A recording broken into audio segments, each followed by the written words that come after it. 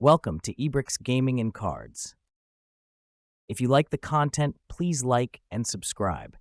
If there is a specific commander you would like to see, please comment below. In today's episode, we are upgrading the Fallout Preconstructed deck, Hail Caesar. This deck tech is by viewer request.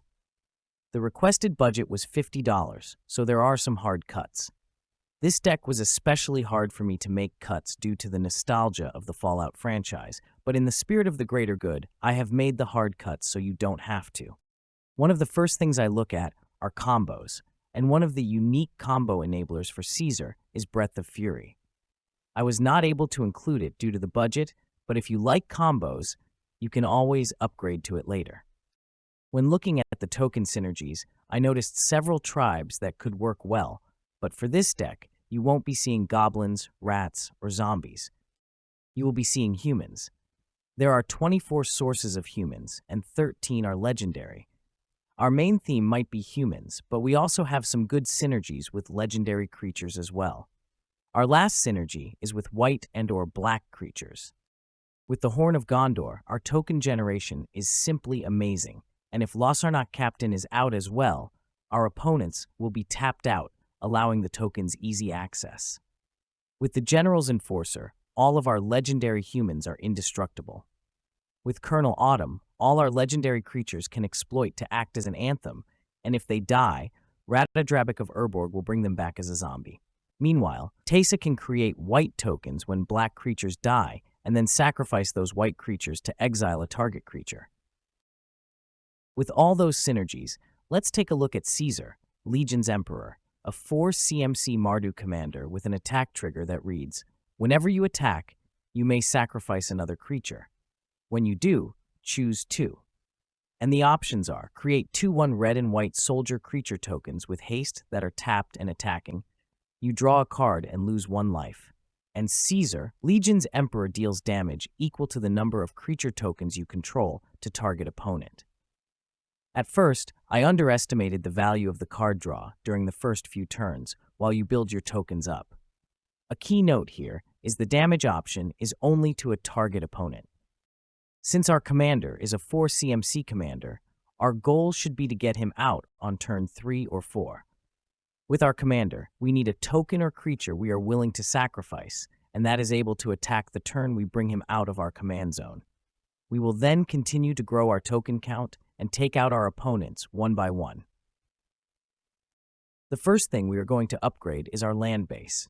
We will remove all the 2-color tap lands and less efficient lands. These are Ash Barrens, Canyon Slough, Memorial to Glory, Myriad Landscape, Nomad Outpost, Path of Ancestry, Smoldering Marsh, Tainted Field, Tainted Peak, Temple of Malice, Temple of Silence, Temple of Triumph, and Windbrisk Heights.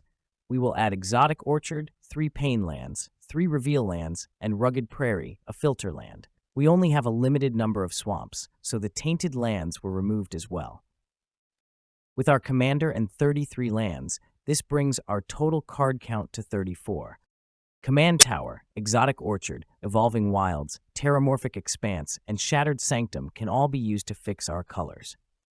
The check lands are good for us because we do not have many turn 1 plays, and most of the time later in the game, they will come into play untapped. The filter lands help make sure we have the colors we need.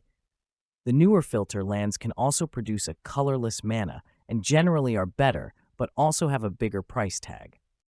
The Pain lands can get us colored mana for a life, or we can use the colorless mana. The Reveal lands at least have a chance to come into play untapped, unlike the tap lands we removed. The only utility land that we have is Diamond City, and it acts as protection. We then fill out the rest of our lands with basics. The next group of cards we will look at is our ramp. We have removed the less efficient ramp and added 3 signets and a creature that has good synergy with our strategy. With these changes, we will have 13 ramp sources, bringing our total deck to 47 cards. Our artifact ramp includes the staples in Soul Ring, Arcane Signet, 3 talismans, and 3 signets. For our non-traditional ramp, we have a few higher cost cards that will help us make very large amounts of mana in the mid and late game. Rose and Kellogg can act as ramp with the attack trigger, while Mahadi and Pitiless Plunderer can get treasures when creatures die. The last card is an enchantment, so it's harder to destroy. Black Market. For card advantage, we have our commander and 5 additional sources. Our cuts included Eddie, Paladin Elizabeth Taggarty, Lethal Scheme, Survivor's Med Kit, Boomer Scrapper, Aradesh the Founder, and Yes Man Personal Securitron.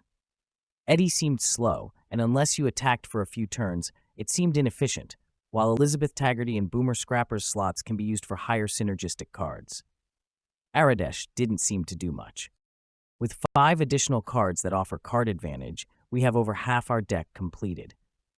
One of the biggest downsides to Skullclamp is that the creature has to die. Thankfully, our commander can help if we have anthems on the board. Deadly Dispute is great value, and Morbid Opportunist can help grind out games by offering repeatable value.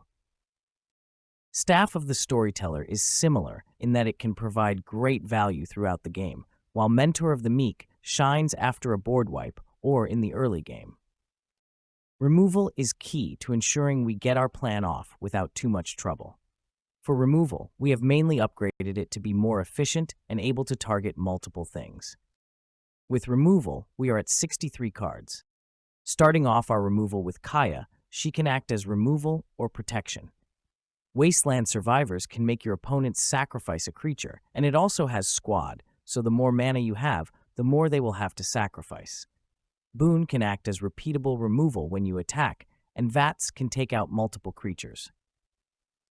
Anguished Unmaking and Generous Gift can hit most targets on the board, and Path to Exile and Swords to Plowshares are both extremely efficient. For board wipes, we have Martial Coup, Ruinous Ultimatum, and Dam. For protection, we have 4 cards, which gives us a total of 67 cards. We have already discussed the first 2 in General's Enforcer and Radadrabik of Urborg. With these, we add Boros Charm and Rootborn defenses. Both can give our creatures indestructible, and Boros Charm has more functions than that. With tokens, anthems can be key, and the Precon had 9 cards that could pump up your tokens. We have slimmed this down to 6. With these 6 cards added to our deck list, we have a total of 73 cards selected. The anthems we selected have a variety of effects, from exploit to training and squad, allowing us to get multiple effects from one card. Due to our budget, we left some cards that can have a random impact on the game. After we added these 4 cards, we have 77 total cards in our deck. It's time to talk about some of the hard cuts. Gary Clone is worse than an anthem with all of our tokens. Impassioned Orator only gained life, so we replaced it with Elas Il-Kor, Sadistic Pilgrim. Butch did not have enough rogue or snake synergy to make it worthwhile. McCready doesn't work well with a lot of anthems, and Mr. House needs his own die-rolling deck. Ruthless Radrat and Thrillkill Disciple both have squad, but the requirement is too difficult to meet in this deck. Sierra and White Glove Gourmand require food synergies. Mystery Stranger and Stolen Strategy can both be wildcards with unpredictable effects. The Great Train Heist has multiple modes, but the key is an extra attack phase. Bastion of Remembrance can get a token for our commander and provide an aristocrat payoff. And now we will go over our token-specific synergies and cards. We will finish our list with high synergy and token-related cards. The first 4 cards we are looking at can all repeatedly make multiple tokens. They are Assemble the Legion, Horn of Gondor, Anim Pakal Thousandth Moon, and Adeline, Resplendent Cathar. Thalice, Reverent Medium, works well with our commander because he can create 2 tokens every turn, but it's any token, so if we create a bunch of treasure tokens, she will create creature tokens for each one. Lossarnok Captain is good because we can tap down an opponent before we attack, and she also creates a token every turn. Lagomos, Hand of Hatred, makes a token every turn and has an ability to tutor any card. Teysa, Orzhov Scion, provides token generation and removal. Secure the Wastes, Call the Coppercoats, Tempt with Vengeance, and Elenda, the Dusk Rose, all can create a lot of tokens if the conditions are right. Tilonali's Summoner has a repeatable attack trigger that creates X tokens, while Hidden Stockpile can provide tokens every turn and give you card selection with the Scry ability. Mobilization provides a mana sink, and Legion Loyalty acts as a finisher. If you have 5 attacking tokens after myriad triggers, you will have 20 attacking tokens for your commander's ability. One of the cards that can completely change the game is Ink Shield. If someone thinks they are catching you off guard, you can then prevent the damage and use the tokens to swing at them on your next turn. There are some force multipliers that we include that can multiply our effectiveness on the battlefield. Ishin, 2 heavens as 1, can double our attack trigger. I generally do not like attack triggers on creatures that can die easily. Our commander does not have to attack himself to get the trigger. Nayali, Sun's Vanguard, gives our tokens double strike. With 1 Anthem, our unblocked base 1/1 tokens can now do 4 damage each. And then we have 2 tutors. Dimir Machinations can transmute for a 3 CMC card, which is our most common CMC, and a lot of our best pieces are 3 CMC. Elisil Kor, Sadistic Pilgrim, provides great synergy and can offer life gain and an aristocrat-style payoff. Now we will look at some notable exclusions. These could have been left out due to playstyle, cost, or a combination of the two. Arabella, Abandoned Doll, has a similar style at first glance, but with all our anthems, we could shut her ability off pretty easily. Mishra, claimed by Gix, would work well, but it was too hard to squeeze into our budget. Commissar Severina Rain would be excellent, but due to the budget, we also couldn't fit her in.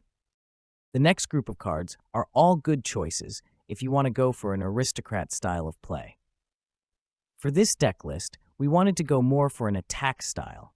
An inclusion of some of these would make the deck more powerful overall.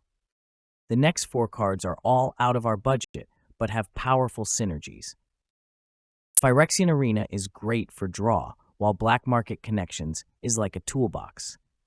Both the courts are cards I would try to squeeze in with a larger budget. There is a variety of cards that can create X tokens. Good luck and enjoy.